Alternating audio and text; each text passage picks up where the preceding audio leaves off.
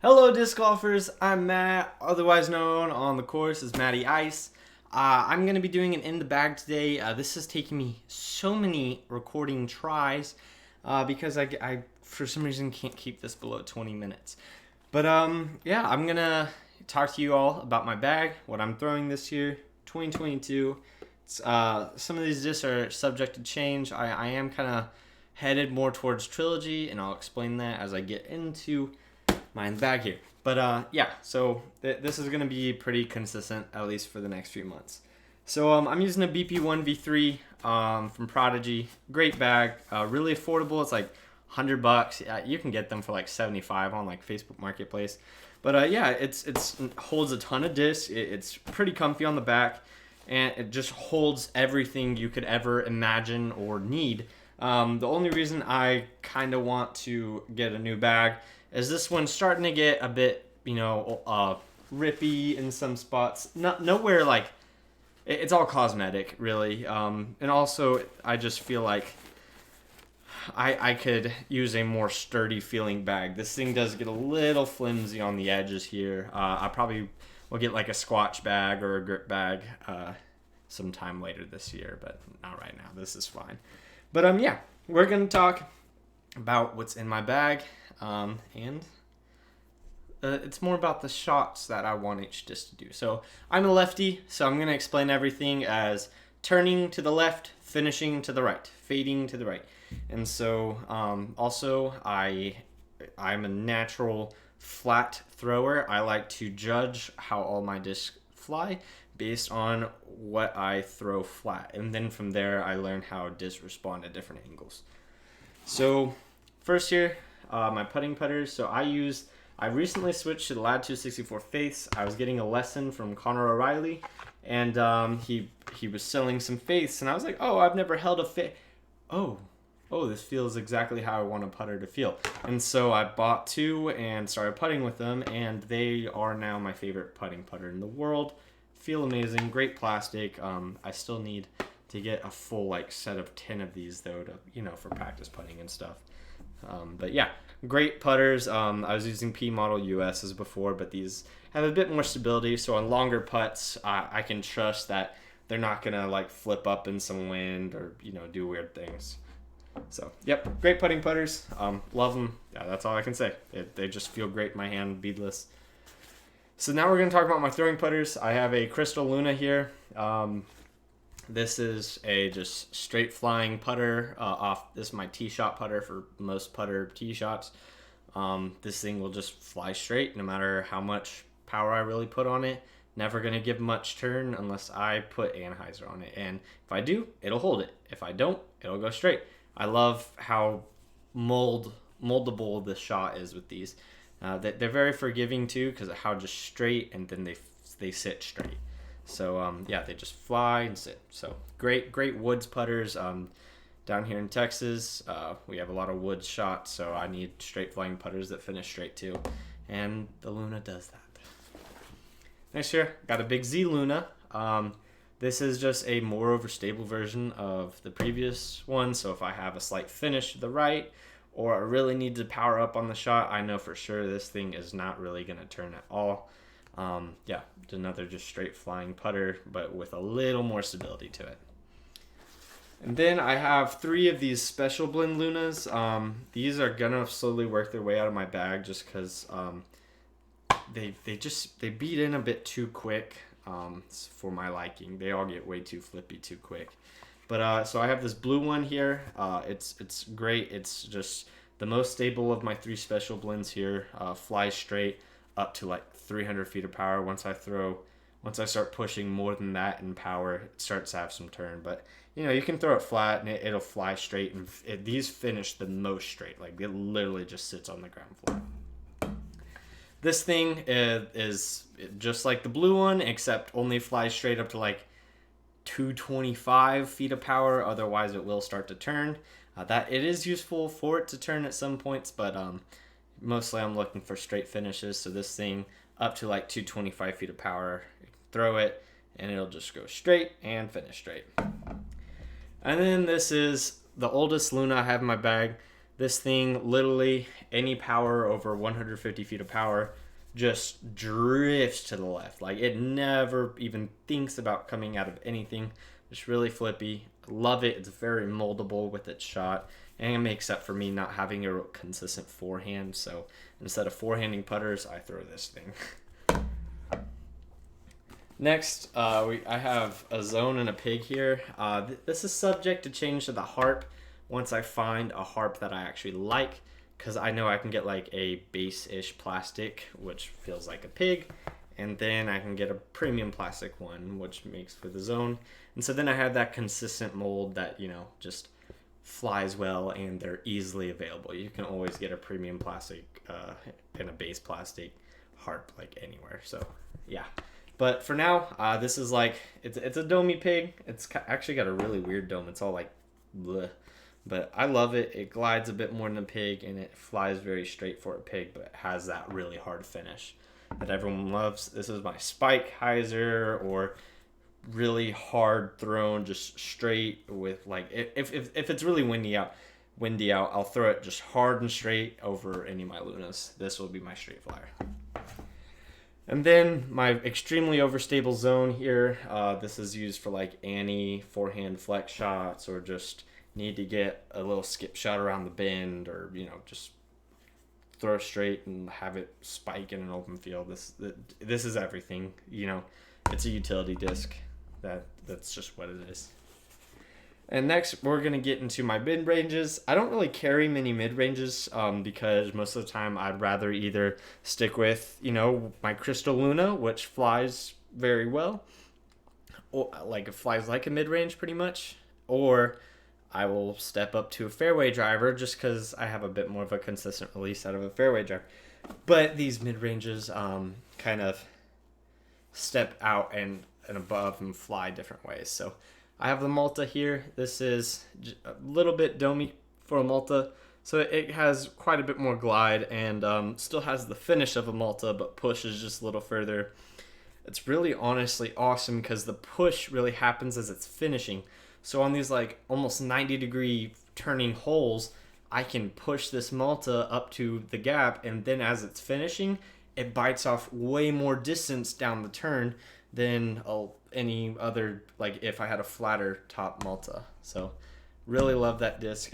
Helps me get more birdies than the average fella. Next here, this disc is really subject to change. It's an M2. This is really just for that straight flying mid-range off the tee. I don't really have great mid-ranges that just, you know, I can chuck them really hard and trust that they will fly straight with a little turn and also finish straight. This thing has a bit too much turn for my liking at max power, but for normal, just actual shots, you know, between like 250 and 375, this thing flies exactly how I want it to. So, you know, the majority of the time this works perfectly, but it's just not perfect overall. So subject to change, but it's a great disc, great straight flyer, M2. I also carry a 400G M4. This thing, it still feels pretty much new, but it's been in the bag for about a month to 2 months here. Hit enough trees to where it has a bit more turn than when I first got it. But this is my true, slightly understable mid-range. This thing chucked off the tee with 300 feet of power will give a bit more turn, and then pretty much finishes to the point where you released it at. It doesn't finish anywhere past that, really. So it's a turn to almost straight flyer. And then I have an extremely old M4 here. This thing is really understable. Thrown with any amount of power, it will just hold to the left and not really give much finish at all, especially thrown flat. It just, if you throw it really flat, it's just gonna hold left the whole time pretty much. Great disc though. Next part of my bag is my fairways here. I carry a lot of fairways because fairway discs are the most, you know, usable disc for me. It's what I can shape shots with the best, and I just have a lot of clean releases, a lot more clean releases with these than the rest of my disc, especially over mid-ranges that are just a bit deeper, and I feel like I have a tendency to grip lock with more of. But yeah, we have I have a Lucid XFL in here, the Eric Oakley ones. Extremely overstable, full utility disc, getting like flare skips and Anheuser forehand flex shots and stuff. It's very shapeable but extremely overstable. Then I carry a Yuli Raptor here. This thing is starting to get too beat in. I'm gonna have to switch it probably for like a Sexton Firebird or something soon.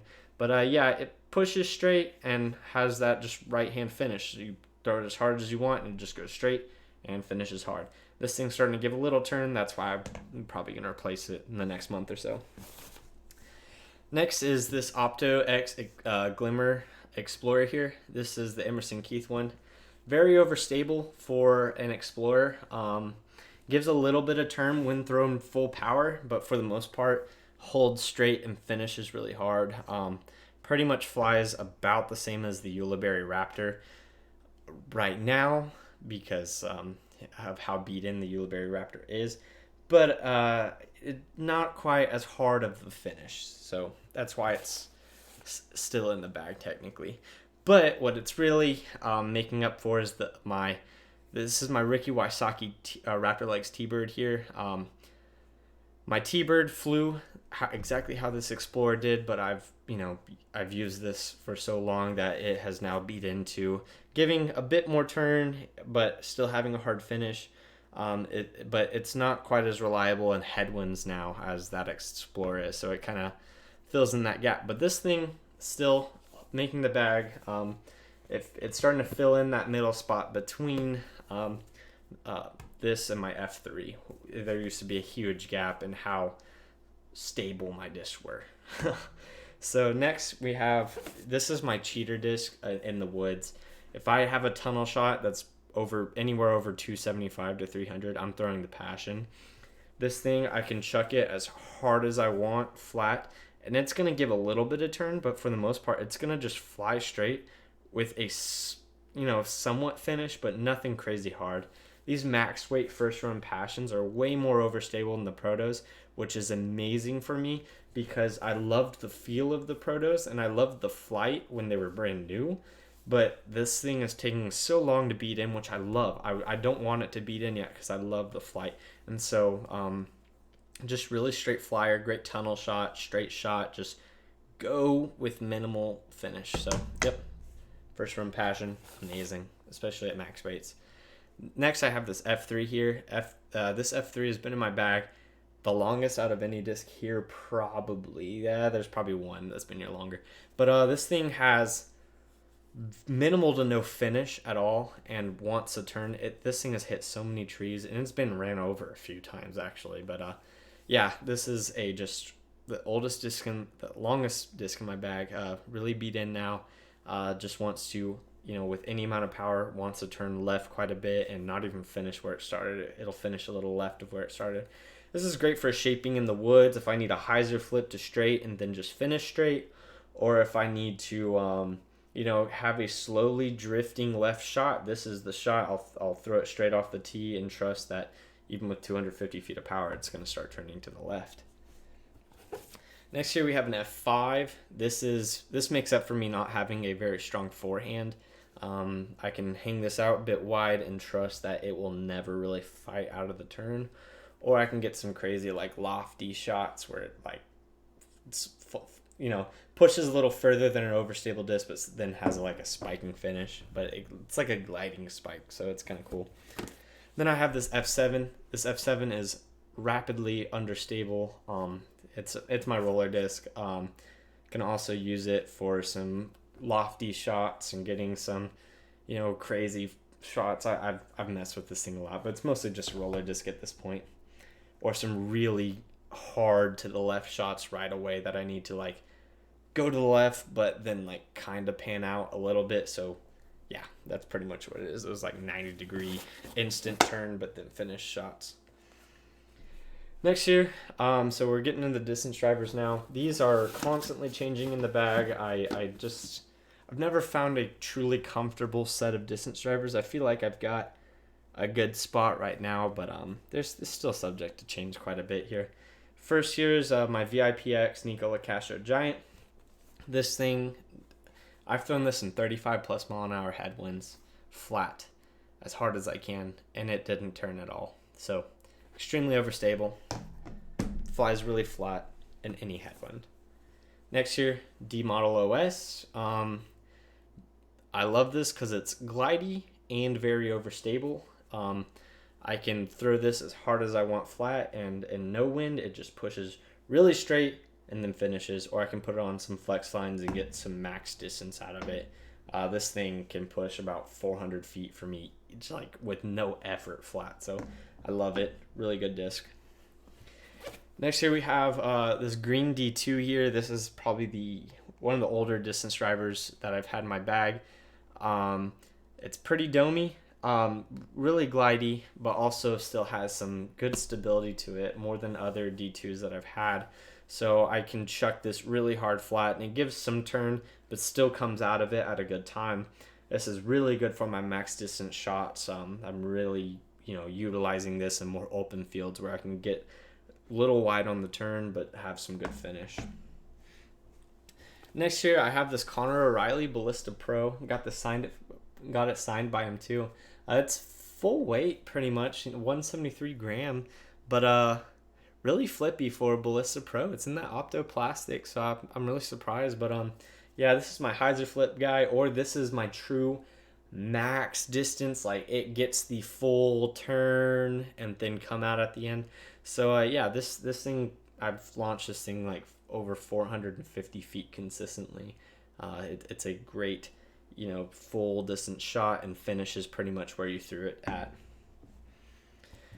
Next year I have a D model US. This is, now we're getting into really understable. This thing will finish left typically of where you threw it at. And it's really glidey. 6 glide on this thing. It just flies for days. This has flown the furthest, I think, out of any disc in my bag. I can chuck this really hard on a slight hyzer. That's when I'm throwing max distance. My most comfortable release angle is a slight hyzer, and so this thing will just flip up and just turn, and then finish just at the end, kind of just left of where I released it at. So it's really overstable, but still finds that sweet spot. And then next year I have a Champion Shrike. This is by far the disc I've had in my bag the longest. Probably got this like within a month of me playing the game, and I've just found a love for this disc. It's a bomber. It's understable now. It's been just scratched and beat in now, but yeah, she wants to turn the majority of the time. Doesn't really have that crazy of a finish, but I can get just some crazy shots with it. I use this for sneaky flex lines in the woods where I need to go above a fairway to get all the distance out of it. But yeah, this thing thrown full power is just a bomber disc. I love Shrikes. I don't care that most pros don't throw many Shrikes. Shrikes are amazing discs. And then last here we have a Domi Star Shrike here. This thing I kind of got more recently. Most understable distance driver in the bag here.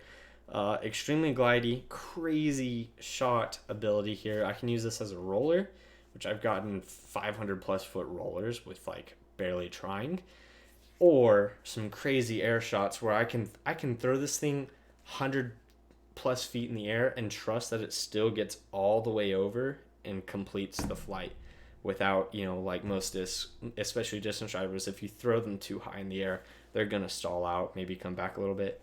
This thing never does. So that's my bag. If you guys enjoyed watching this video, please leave a thumbs up. That's all I got. See ya.